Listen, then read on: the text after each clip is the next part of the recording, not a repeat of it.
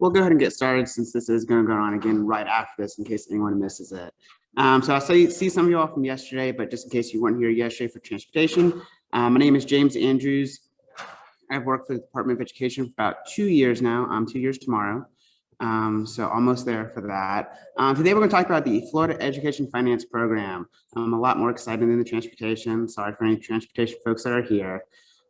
This is the main funder of public schools in the state of Florida. It is how the state of Florida provides state funds to public schools, as well as how to divvy up that required local effort. So a few things happened in the legislative this year, nothing major. They did increase the BSA, amount of teacher salary money, mental health. The two biggest changes are at the bottom. There's almost $500 million in reserve funding. We'll get into a little bit more of that now, but basically, if the FTE grows beyond what is expected, that is there to kind of absorb the proration. So hopefully we don't have a proration this year. So we can kind of fully fund any growth that might not show up in the projections because last year was a little weird. There are also some major changes to the scholarship programs, which we'll talk about at the very end of the presentation. So here we can see the historical FEFP funding. It has gone up every year. It looks like it dips this year. The reason for that is because it does not show the $434 million in reserve funding because it technically has not been used yet because we don't have actual survey data. But if the FTE growth grows above what was projected, we will use that and the total amount will go higher than in previous years. Even though, as you can see here, FTE is not necessarily grown at a larger rate. Again, that's using projected amounts, so it could go vastly higher. I don't see any reasons why it wouldn't continue to grow. Florida seems to have a lot of people still rolling into the state that might have left. We can see the dip last year, but we all know why that happened. So this is the FFP in a nutshell. It looks like a lot. It's not if you break it down piece by piece. Unfortunately, there are a lot of pieces, but we will dive into them all a little bit and get through them. But one thing I want to point out is towards the bottom, you see total state funding and total local funding. The state and local split anything that within that total state FEFP line, which you'll see in 3 slides. There are a couple categoricals that the state pays for. Class size reduction, which is $2.8 billion. And then normally there's school recognition, which is again not there this year. It's still in the statute, so it could come back, but it's not there for 21-22. And then there's discretionary local effort, which is completely from the local taxes. So this slide, the next 3, I kind of want to just have them in here in case you look at the FFP or you're asked to look at the FFP by your boss.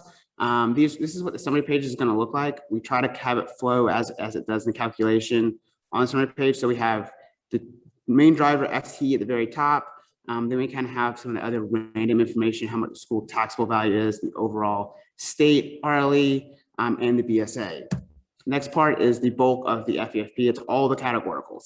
Obviously, this is at the state level, hence why it has $13.8 billion for base funding. I know we all wish that was your district allocation. Sadly, it's not. And the last one is kind of a breakdown between that total and state portions. So when does this all happen? So the conference report is the first one happens. It happens during the legislative session.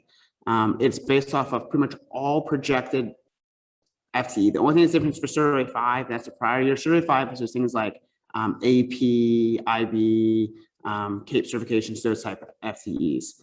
Second calculation, which we'll be doing very shortly, in just a couple of weeks, it's statutorily demanded we have it finished by the 19th of July. So I'll have that to you very shortly. This is also off projections. The only difference in this one is we have the actual school taxable values from the Department of Revenue, so we can calculate what each district's RLE is and how much they need to levy for taxes. The third calculation is where we get actual FTE, which for me is going to be super exciting this year to see how it reflects, just kind of a nerdy way, how it reflects based off of projected. We do that one in late December, early January, after we receive results from Survey 2. Fourth calculation is normally done normally every other year after the completion of Survey 3. As some of y'all probably saw this last year, it was done earlier. So when it's an early session, we do the calculation early and we do it as of the close of statewide process and not the close of the state amendment window, which is really confusing and difficult for districts because they're still trying to finalize all their FTE. So this next year will be normal because it's a early session, but when it's a normal session, we do the fourth calculation early. So just kind of one thing, kind of just want to say, try to get the FTE as accurate as possible to start with. I know you'll all try that. I know you don't purposely do it wrong. But every other year with the fourth calculation, we do use the FTE as opposed to statewide processing, not after the amendment window. We can fix it in the final calculation, but for the meantime, it will be after that. Final calculation, we do at the end of the year after we get survey 4. So it's done usually end of August, early September. Survey weeks. This is where we basically plan how we do the calculation. So we look at survey 2, the final amendment window, it closes the 15th. We'll do the calculation shortly after that. A little shameless plug for myself. I will be getting married on the 18th, so I will be out of the office the week after that and most of the 17th. So on the certification letters, I will try to remind you all as much as possible leading up to that. But if y'all can give them to me, that'd be a super great help. Just I'm not completely saying when I get back in the office. It's a little shameless plug for myself. This is the letter I'm sure some of y'all are very familiar with. Super simple, just put what it is. The purpose of this is basically one, to make sure that the system is talking correctly to each other. So if it says, that Alachua County should have 10,000 FTE, and you go look up and say, oh, we only have 8,000, what's going on? Kind of another catch-all. Or if it, on my side, it shows 10,000, but your side only shows 9,000. Again, kind of make sure everything's working how it should work. Nothing complicated about it, just kind of a catch-all. So now we're going to start diving into all the pieces of the FFP. So as I said, FTE is the main driver of the FFP. Florida does fund education based on student count, not just a set amount for each district. So we use FTE, full-time equivalent students. And U stands for unweighted in this case. So for coming up, it's just a little bit higher than projected for 1819. 1819 was 2.86, and we're not 2.868. So we're starting to grow a little bit after last year. Programs. It's very important for the programs. We'll get into a little bit more when we get to the ESC guaranteed allocation. But as we can see, 101, 102, 103, 11, 12, 13 are all in group 1. And there's not really a difference in cost factors there's actually none between 101 and 111, 102, 112, respectively. The reason for that is the 111 through 113 get extra fund from ESC, and we'll go into a little bit more of that later on, but super important to get them the correct programs because they do make a big difference on the weighted FTE. As we see here, 255 is 5.3. So if you had a kid who was supposed to be reported as 255, but accidentally got reported as a 102, you're essentially losing out on 4 weighted FTE that you could have earned, which is, roughly, it's $20,000 in just base student funding alone. So it's a big chunk missing out. So again, not that anyone's purposely making mistakes, but just kind of the importance in making sure those are correct. And then from an audit standpoint, if you do report that, make sure you have the backup documentation so it doesn't get docked at a later point. And as you can see here, like I said, 101 is the same as 111 and so forth. That's because they do earn the same amount through LFFP, but for the ESC guaranteed allocation, that is how we calculate how much each district is getting out of that categorical. Weighted FTE, it is 200,000 higher than the unweighted FTE. So that's a decent increase there. So once again, importance of correctly labeling them. This does include the add-on FTE, which is that survey 5 we talked about a little bit. Not a huge portion, but there is a little bit of that on FTE for those programs that we do fund. Base funding, this is the biggest portion of the FFP. It's about 62% of the total funding. So well over half. This year, it's almost $14 billion in base funding. They did up the BSA to 4,372, I do believe, and some change. Yep, 4,372.91 cents. BSA is a number that it's kind of the catch-all for newspapers and kind of people who don't really understand the FFP because it is a big driver, so it's the easiest number to latch onto. So the legislature does try to update that one every year. They kind of keep it within the cost. As cost of living goes up, cost of education is going to go up too. So I try to keep that one going up since that is the huge driver in the FFP. When we do the base funding, we do So it's weighted FTE times the BSA times the DCD. The DCD is a calculation. We use the FPLI. The FPLI is produced by Jim Dewey. He is a professor at, I want to think it's Florida Polytechnic University. But he's done this calculation for years and years and years. And the legislature decided they really like it. And we do the DCD calculation based off the 3 prior year FPLI calculations. Again, it's not a huge range. It ranges from 0.9 to 1.1. So it's not going to make a huge difference in total funding for your district. Sparsity. So now we're going to get into kind of the individual pieces of the FFP that are kind of nitty gritty. Not huge dollar amounts, but still very important for the districts. So sparsity is super good for all you small districts out there who, don't have, 40,000 FTE, 60,000 FTE, right next to me, Jefferson County, super small, they get sparsity. I think they're like 1,000 FTE, so very tiny. This is kind of to help those districts who maybe aren't getting as much funding from other programs because your FTE count is so much lower for them. State funded discretionary.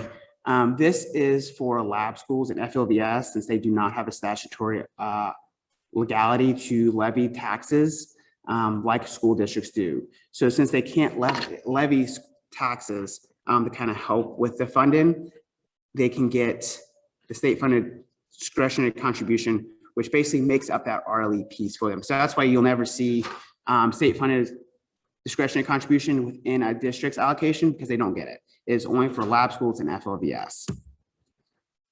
0.74 mils 8 compression is exactly what it sounds for. It's basically to make sure to find any difference between the state's average, the district's average compared to the state's average, and the amount generated by the 0.748 mil levy. Pretty straightforward in that one. Safe schools, this is for Brian Safe Schools.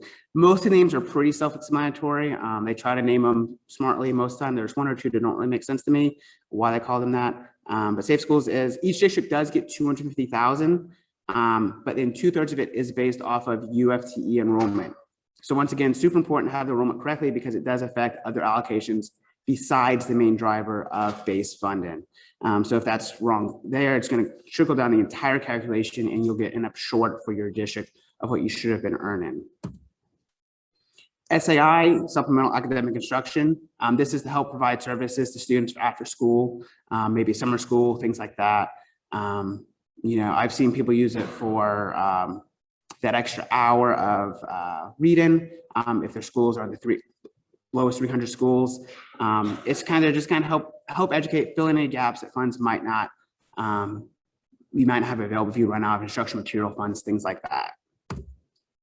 Reading allocation. I do the survey for this one as well. So this is kind of provide reading to students, whether it be by reading coaches, reading tutors, summer camps for reading, or that additional hour of reading required if you're on the lowest 300. Usually the funds run out before there, so they have to use SAI, but some districts do use the read allocation for that extra hour.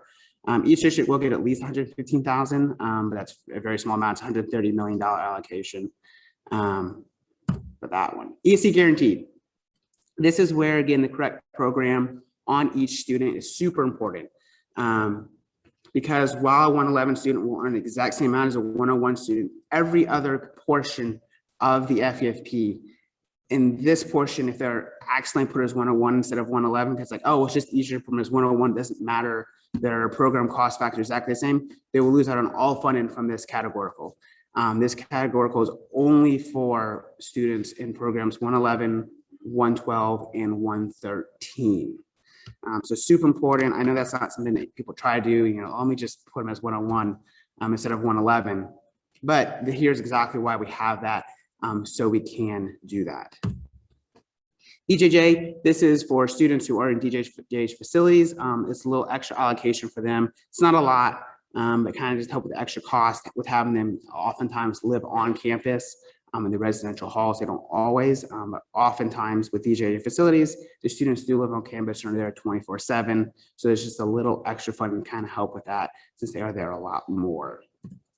Student transportation, we talked about this a lot yesterday. And I know there is a Zoom about it, so I assume people know how they can reach out and watch if they have more questions about, particularly about transportation. But like I said yesterday, the legislature tries to up it every year because they know it doesn't fully fund the cost of transportation in districts. They go up this past year, so it's almost 460 million now. Instructional materials. So there are a couple pieces with instructional materials. The majority of it is kind of just fund the growth and maintenance of districts, but there's a little bit for library media, library media materials, and ESC apps applications.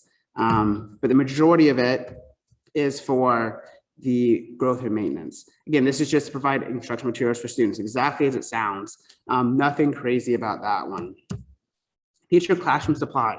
This also used to be called teacher lead funds. It's still commonly referred to as teacher lead funds. This is the allocation. We paid this one out in the very first payment FEFP, so that actually will be on the 9th, so next week. We will pay that out to districts. We get tons of questions on this one of what teachers can use it for. I like to say they can use it for things you can hold, things the students can use.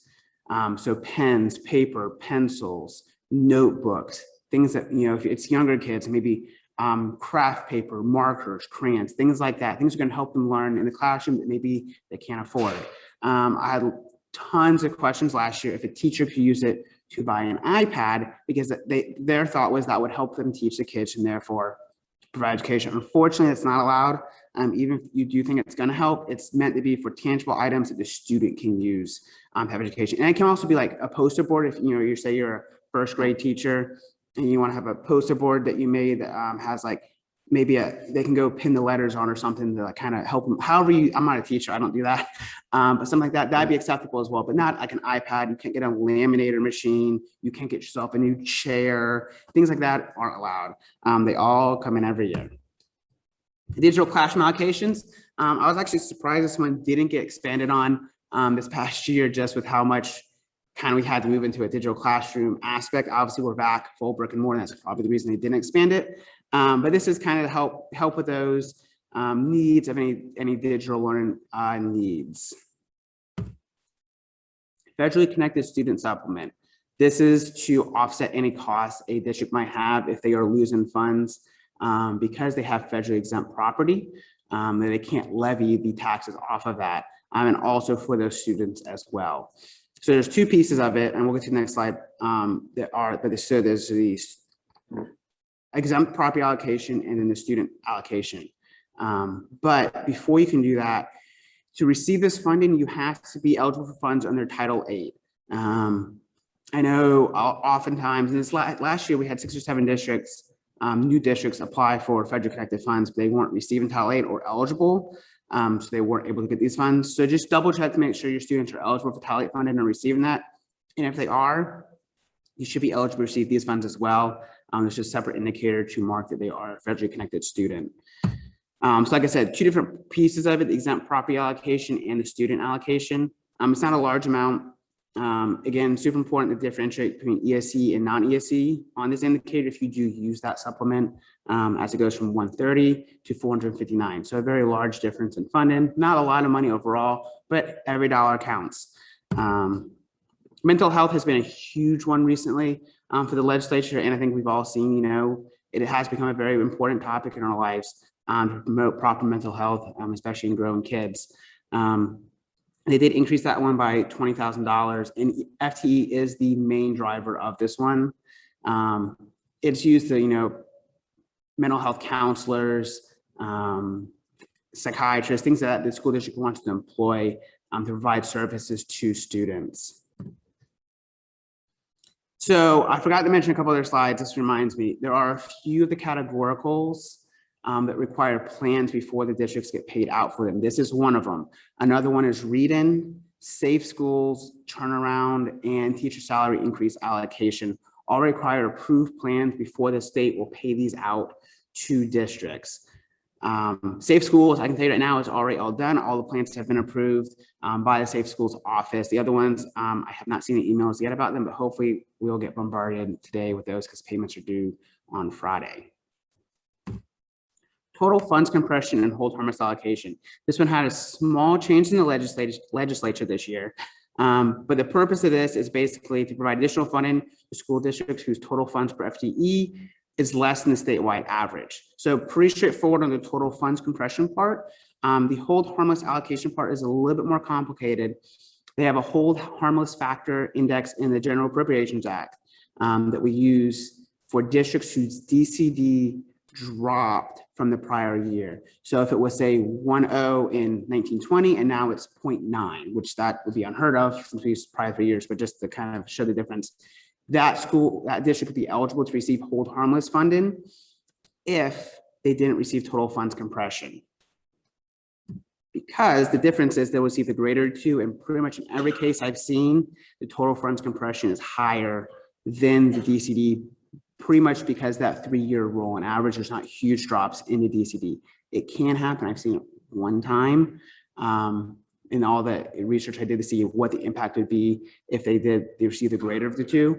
And that's the impact. It's just, there's just one district that was greater for hold harmless instead of total funds compression. Turnaround. This is an additional supplement for schools that are in turnaround status. So there's the ones that have been consecutive school grades of C or below, or were C and are no longer in turnaround status. Just an extra funding. It's $500 per FTE. So, and again, once again, I'll keep harping on it. Super important to have correct FTE in school level as well, because we do look at individual schools. So if it's easier to say, oh, well, that's a small school, I'll just say there's 10 FTE here instead. Again, auditors are going to catch you on that too. But additionally here, if it was a turnaround school that FTE someone got moved or misreported, you wouldn't get funding for a turnaround. So just kind of the importance of making sure the FTE is where it's supposed to be for that. Teacher salary increase allocation. I hope y'all didn't have to deal with this last year. I spent about 6 months solid just working on this and trying to approve plans from districts and charter schools. We did have to have an individual plan from every district and every single charter school in the state of Florida before we could pay out funds to them. This was a very time-intensive process. I won't get too much into the details, but basically 80% of the fund are meant to increase the minimum base salary. The benchmark is $47,500. That's still the same benchmark this year.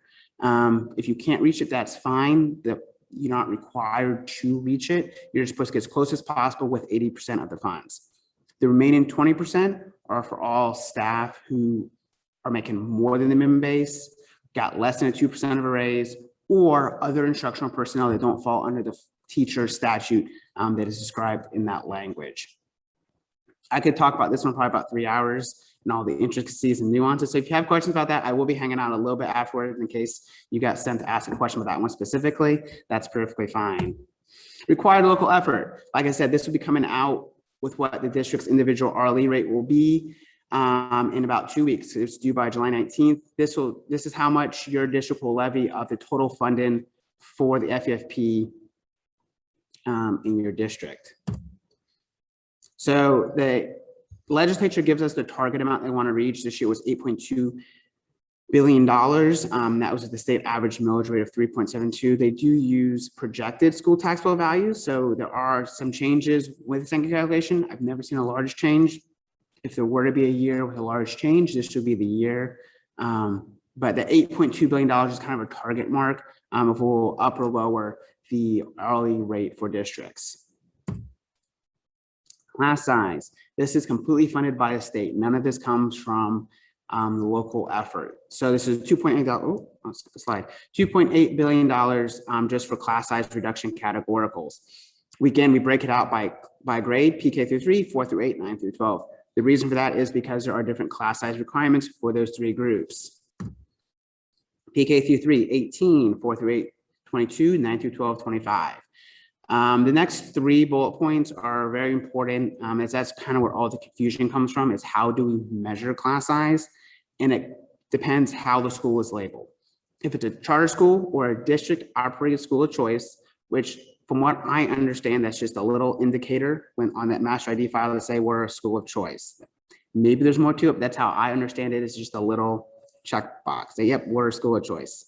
It might mean something else as well, but not that I'm aware of. They are measured at the school-wide average as opposed to traditional, which is the classroom average. So the difference there, if we're in traditional school and we had a class, let's say it's a PK through 3, and their class-wide average, there's one class was at 19, they're out of compliance by 1 FTE.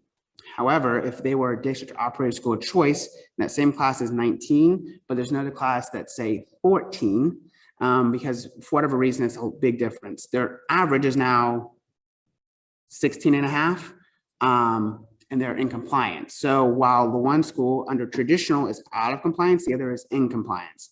So something to look out for there. I know there's always lots of questions about that, especially from parents about, well, my class is out of compliance, why is there no penalty? That's the reason why. Because as a school, they're in compliance. Kind of confusion. And we do measure for this during the October survey. That's when the statutes tell us that we're supposed to do it. And that's the only time we do it. Do stay in compliance past the October survey there, please. That's still a law, just because we only measure it once. A rough calculation of how the penalty works. We take the amount of FTE that was out of compliance, multiply it times the BSA and then DCD, and then also multiply that amount of FTE by the respective class size factor. So depending if they're PK through 3, 4 through 8, 9 through 12, add those two together, and that's a rough estimation of the penalty. There's a lot more that goes into it with kind of what category of FTE was it, and things like that. But that's a very rough estimation. If you need to calculate, oh, we're out of compliance, what's the initial penalty going to look like before we get it out? Your CFO wants to know that. That's kind of what it's going to look like. However, there are a few things you have to do if your district is out of compliance. And a few things we can do to help you get your funds back. So the commission has the ability to basically forgive or accept, why you're out of compliance. Sometimes there are good reasons of why a school is out of compliance. This year, every class size got forgiven because everyone had a good reason why class size was out of compliance this past year. It was very difficult to try to keep class sizes the correct size and still follow all COVID protocol and all of that. So he can do that, but compliance plans are due by February 1st. And it's very important that that plan gets submitted, because simply by submitting it, you'll get 75% of the penalty back.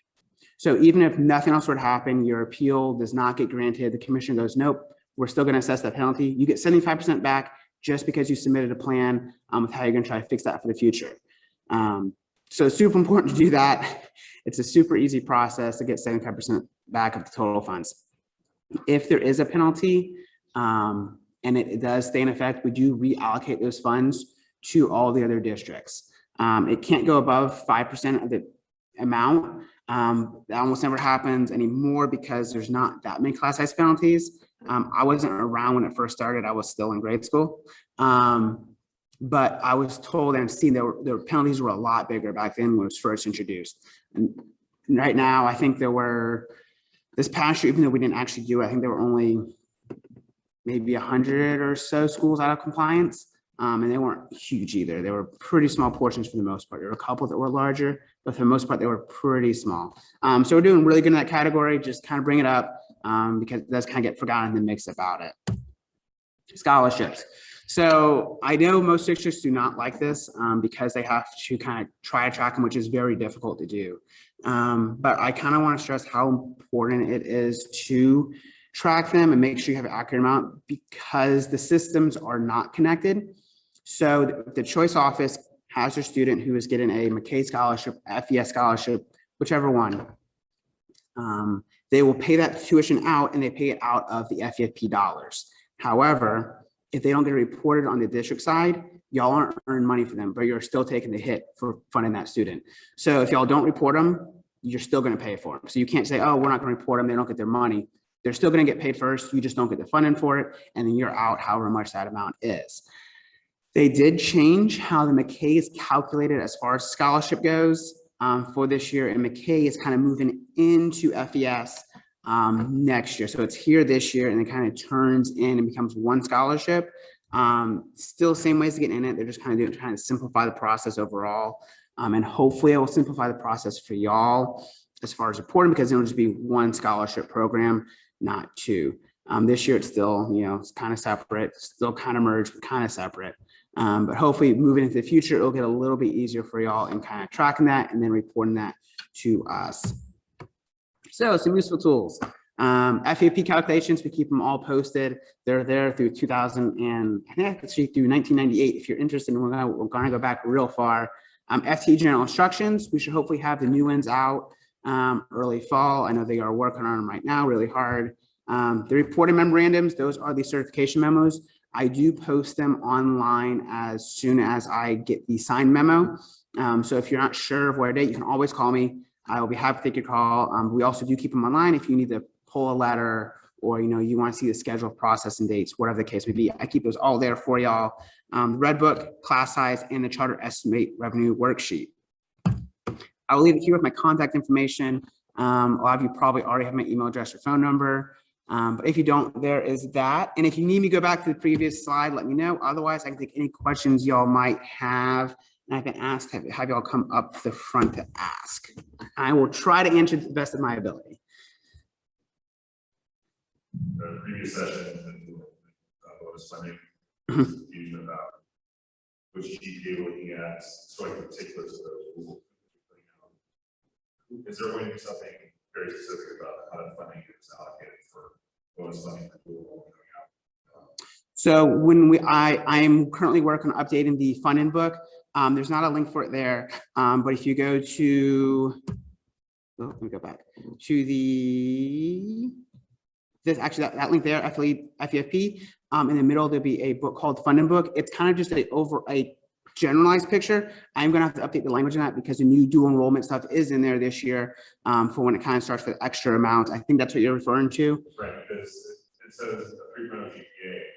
Correct. Specifying that that's the GPA for dual enrollment, the GPA for the overall student, or the GPA for that year. Or what GPA I think it's for the overall for the student. I think it's the overall for the student. So high school career, if they took dual enrollment with their whole entire in the 1 year. So overall in the 1 year. I think. Don't quote me on that. I have to. Okay, I'll look into that and make sure, and I'll try to make sure we kind of clarify in the funding book as well. But yeah, the funding book is kind of a useful. It kind of puts the statutes, which are overly complicated and hard to interpret, in the kind of more layman's terms. It doesn't get looked at a lot, but we keep it out there because it is kind of useful and it's super easy, especially like with the parent calls. You can say, hey, here's this that DOE puts out.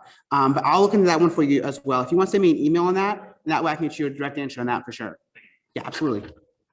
Any other questions?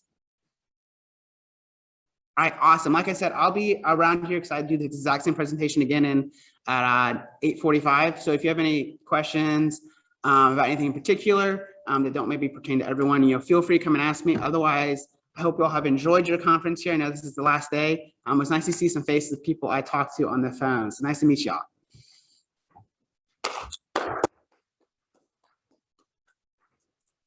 Good job.